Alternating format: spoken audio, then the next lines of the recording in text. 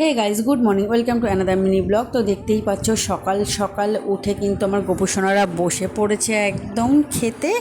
আর এখানে দেখো একটু চা করে নিয়েছিলাম, চাটা খাওয়ার পরে দুষ্টুকে একটু প্রসাদ দিয়ে দিয়েছিলাম।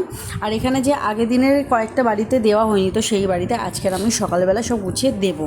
তো চলো প্রসাদগুলোকে সব সুন্দর করে সাজিয়ে নিই। তো সাজিয়ে নেওয়ার পরে ওদেরকে আমি পাঠিয়ে দিলাম প্রসাদগুলো দিতে। আর এখানে আমি আরেকটা ঘরের আমার বিছানা বাকি ছিল তোলার, সেই জন্য বিছানাটা আমি তুলে নিচ্ছিলাম আস্তে আস্তে। দেন তারপরে কিন্তু প্রচুর কাঁচা পড়েছিল, তো সেই জন্য আমি কাঁচাগুলোকে ভিজিয়ে কিছুটা কেচে নেব। সাথে সাথে আমি ঠাকুরের বাসনগুলোও মেজে নিয়েছি। আর দুপুরে রান্না কিন্তু আমার অলরেডি কমপ্লিট হয়ে গেছে। আর এখানে শিরোকে দেখো মুড অফ করে বসে আছে।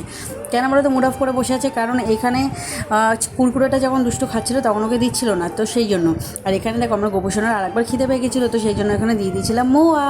তো আর এখানে দেখো শিরোকে এত জোরে ভয় দেখিয়ে দিয়েছে, ভয় দেখানোর পরে কিন্তু আমার পিছন পিছনে এরা ঘুরে বেড়াচ্ছে। বলো তো কেন কেন আবার? এই যে আমি একটা সুন্দর ক্যাডবেরিটা খাবো, সেই জন্য এই ক্যাডবেরিটার জন্যই কিন্তু ওরা ঘোরাঘুরি করছে। দেন তারপরে কিন্তু একটু চাউমিন অর্ডার দিয়ে দিয়েছিলাম সন্ধ্যেবেলা, কারণ আজকের আমার চাউমিনটা খেতে ভীষণ ইচ্ছা করছিলো সেই জন্য। আর হট করে চলে গেল কারেন্ট। তো কারেন্টটা চলে যাওয়ার পরে মোমবাতিটা ধরিয়ে নিয়েছিল দুষ্টু। আর এখানে দেখো ও ছোটো, তো ধরতে গিয়ে ওর হাতে একটু মোমবাতিটা পড়ে গেছে। তো আমি বললাম, আর যেই শিরো এসছে সঙ্গে সঙ্গে চলে এলো কারেন্ট। দেন আমার কিন্তু আজকে চিকেন রান্না হয়েছিল রাতে, আর রাইস করেছিলাম। তো চলো সবাই মিলে খেয়ে নিই। আজকের কিন্তু দিনটা একটু অন্যরকমভাবে কাটলো। আর এখানে শিরোকে দেখো আমার পিছনে, ওকে ঠেকো দিয়ে না বসলে কখনোই ওর পেটের ভাত হজম হয় না।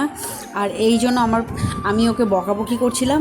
যে দেখা হচ্ছে পরের একটা ভিডিওতে। Tata, bye bye, good night.